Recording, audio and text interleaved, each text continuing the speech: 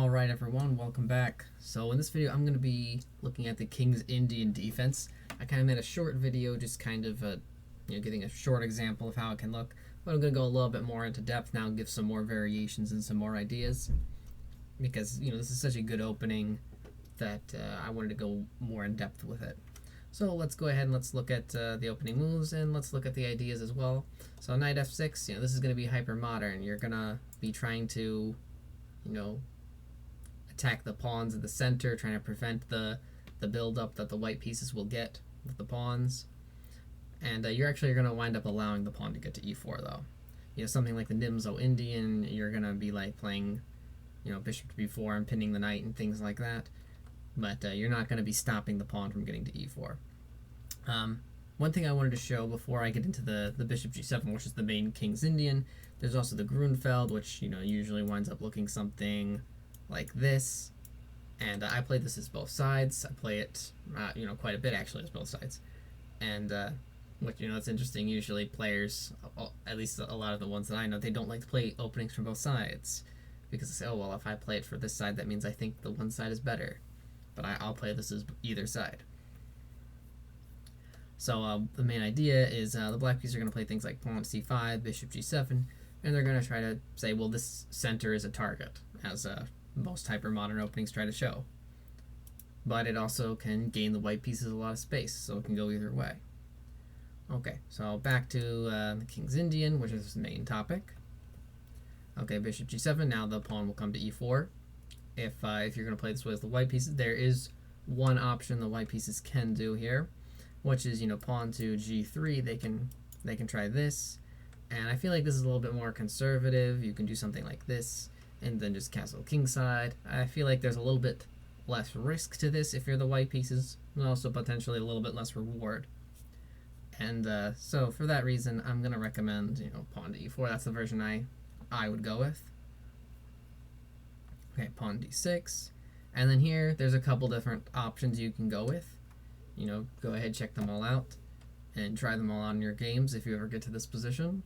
One is the 4 pawns attack with pawn to f4, and this is kind of like the biggest contrast of ideas, where you're gonna see this huge steamroller of a center, the huge pawn center versus a hyper modern defense. So you'll see like the two really contrasted ideas going at it. Now let me go back here. So there's f4. There's also the knight to f3 is the move I suggest, or also pawn to f3. I feel like these are more simpler ideas. They're kind of more. I feel like the knight to f3 is just the most natural, but f3 I feel like is pretty good too, because you can do something like maybe play more solidly, or you can also play for something like g4 and play for an attack, and something like the same-ish. Like it can go, either way. You could go for either thing. Okay, but let's go with knight f3. This is kind of the natural move, easy to remember. Black pieces should castle now. Bishop e2. We need to be able to castle. And okay, e5. Gotta hit the center at some point. Oh yeah, and taking really doesn't work out so well, because this variation here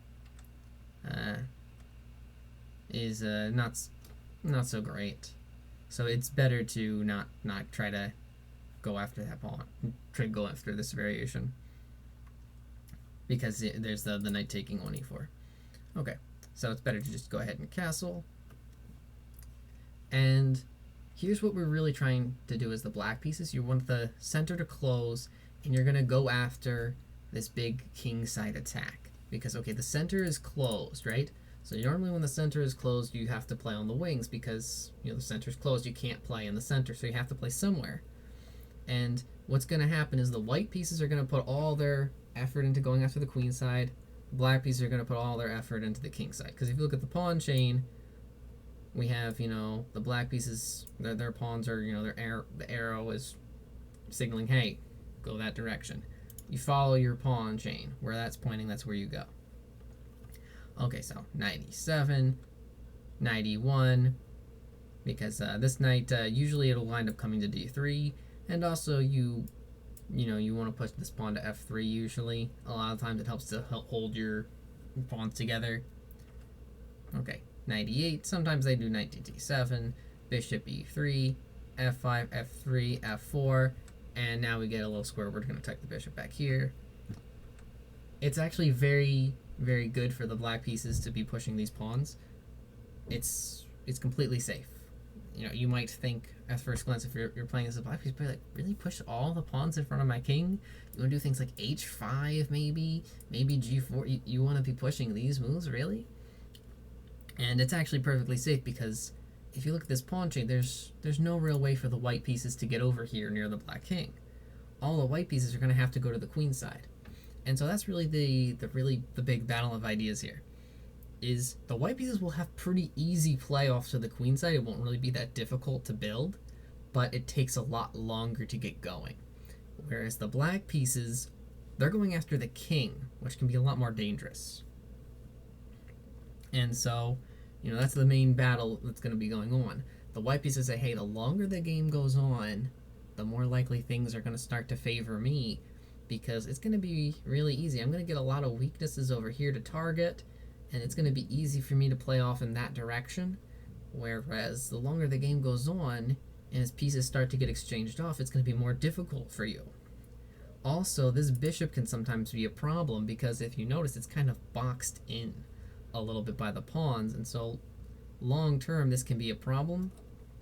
I think once I actually saw a game where to fix this bishop, it wound up somewhere over here on like b6 or something, after these pawns got traded off, and like they had to do all this stuff.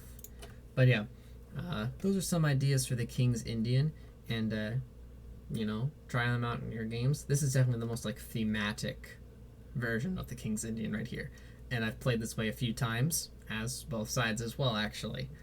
And I think now I like it better for the white pieces. I think I used to like it for the black pieces better, because I wanted to go right after the king with like this huge pawn cascade. But now I'm like, no, I'd much rather play as the black piece, not play as the black pieces, because I'll just take the slow long-term advantage and hope I don't die. Really, because as long as the white pieces can avoid dying, they're usually better in any endgame.